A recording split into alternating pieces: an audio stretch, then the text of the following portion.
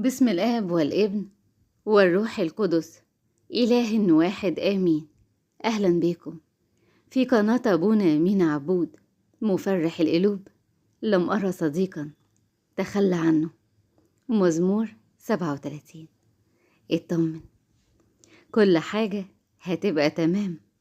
ربك معاك، سندك وفي ظهرك. ما هو صديقك الوفي اللي لا يمكن يتخلى عنك. يعني ما تخافش من أي شيء. كل اللي انت قلقان منه وسارق سلامك، ربك هيجعله زي السراب، مجرد ذكرى وهتروح بعيد. مش هيحصل كل اللي انت خايف منه. اطمن، ده ربك عارف كل حاجة.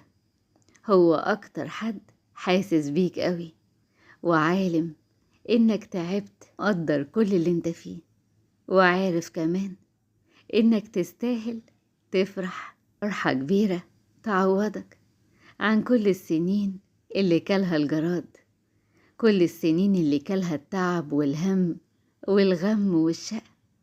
ما تفكرش وسيبها على اللي عمره ما سابك، وصدق إن الفرحة جاية ليك والخير جاي، وكل حاجة قلقاك هتمشي بعيد بقوة ربك وحبيبك ورفيق عمرك يسوع المسيح. بيحبك قوي، اللي عايز ليك كل حاجة حلوة.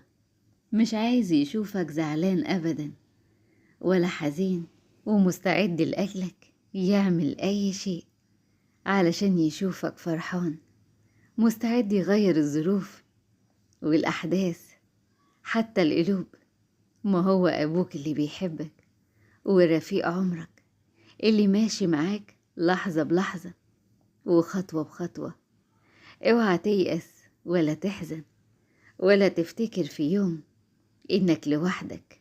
لا، لا يمكن، لأن معاك صاحب عمرك اللي أبدا ما تخلى عنك. زي ما بيقول المزمور: لم أرى صديقا تخلى عنه. من مش أي صاحب، ده صاحب جدع قوي، يلحقك دايما في أي موقف وفي أي وقت تستنجد بيه تلاقيه ينجيك ويقومك ويرفعك. تلاقيه دايما سند وظهر ليك. اطمن، أبو كل الأفراح معاك، صانع الخيرات وياك. ما تشيلش الهم، ما تركزش أبدا في فشلك ولا الإحباطات اللي حواليك، ولا في الحاجة اللي مخوفاك وقلقاك، لأن خلاص زمان يأسك خلص وانتهى. واللي جاي زمن التعويضات، زمن الافتقاد الإلهي، زمن الطبطبة اللي من إيد ربك. اللي جاي انتصارات وأفراح وسلام من إيد ملك السلام. ما تخافش، إلهك معاك، القوي العظيم اللي متخصص في إصلاح كل مكسور وإحياء كل ميت، اللي متخصص في جبر الخواطر وإرضاء القلوب، وقادر جدا على فتح كل المقفول وإيجاد طرق لكل مسار مسدود. يعني ما بيغلبش في شيء، حاجة قادر عليها. معاه حلول عجيبة، معاه مخارج ما وردتش على عقل بشر. عندوش مستحيل ولا عنده صعب. يعني اطمن جدا واطرد من قلبك كل خوف، وتقوى بيه وتشدد، وخليك مصدق إنه هيتمجد في كل أمورك، وهيغرقك خير وبركة ونعمة وعطايا أشكال والوان، وهيغير كل أحوالك لصالحك ولسلامك ولخيرك.